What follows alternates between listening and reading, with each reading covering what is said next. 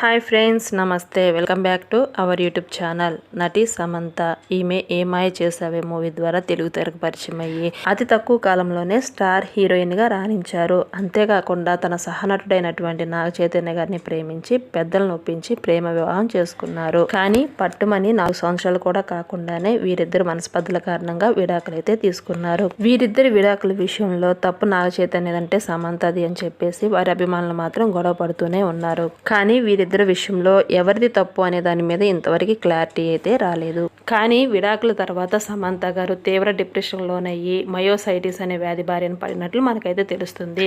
అదే విధంగా విడాకులు తీసుకున్న తర్వాత నాగ చైతన్య గారు కూడా తీవ్ర డిప్రెషన్ లోనయ్యి ఆ డిప్రెషన్ పోగొట్టుకునే క్రమంలో శోభిత గారికి దగ్గరయ్యి ఫ్రెండ్షిప్ పెరిగి వారి మధ్య ప్రేమ చిగురించి పెళ్లి దాకా వెళ్లారు. ఇక్కడ మనం గమనిస్తే నాగ చైతన్య సమంత 7 సంవత్సరాలు గాఢంగా ప్రేమించుకొని పట్టుమని 4 సంవత్సరాలు కూడా కాపురం చేయకుండా విడిపోయారు. కానీ నాగ చైతన్య గారు మాత్రం 7 సంవత్సరాలు ఎంతో గాఢంగా ప్రేమించిన సమంత గారిని మర్చిపోవడానికి కేవలం 2 ఇయర్స్ మాత్రమే పట్టింది. దీన్ని బట్టి చూస్తే నాగ చైతన్య గారు అసలు సమంత గారిని నిజంగా ప్రేమించే పెళ్లి చేసుకున్నారా లేదా ఇంకేదన్నా ఆశించి మ్యారేజ్ చేసుకున్నారా అనే విషయాన్ని అయితే మనం ఇక్కడ ఆలోచించాలి. అదే విధంగా సమంత గారు కూడా 7 సంవత్సరాలు గాఢంగా ప్రేమించి నాగ చైతన్య గారిని మ్యారేజ్ చేసుకున్నారు. కానీ 4 సంవత్సరాలకే విడిపోయారు.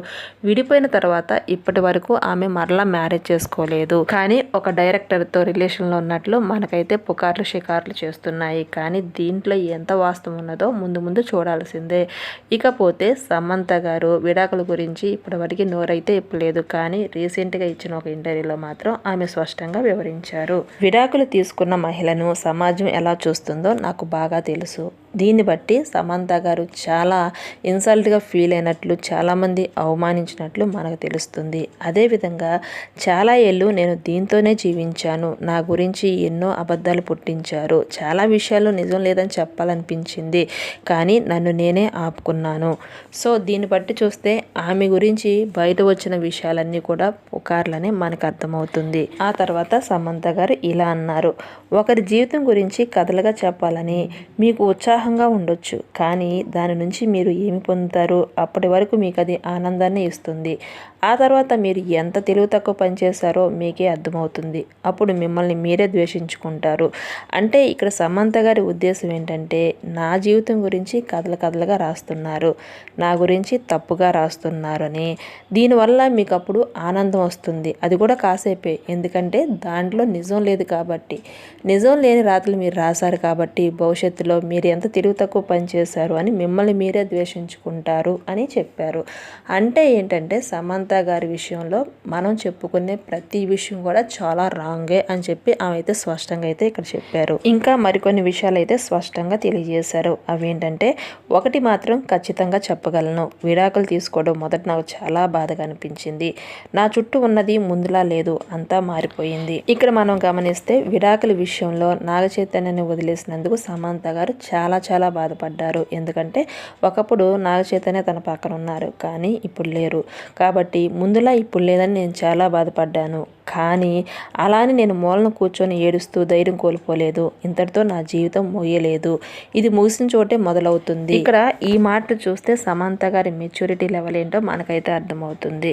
ఇక్కడ మనం గమనించినట్లయితే తను తన భర్తను వదిలేసినప్పుడు చాలా బాధపడ్డారు. అలానే ఈమె ఏడుస్తూ కూర్చోకుండా తన కెరియర్ మీద ఫోకస్ చేసి ఎక్కడైతే ముగింపు పలికిందో అక్కడ నుంచే ప్రారంభించారు. దీన్ని చాలామంది ఇన్స్పిరేషన్గా అయితే తీసుకోవాలి.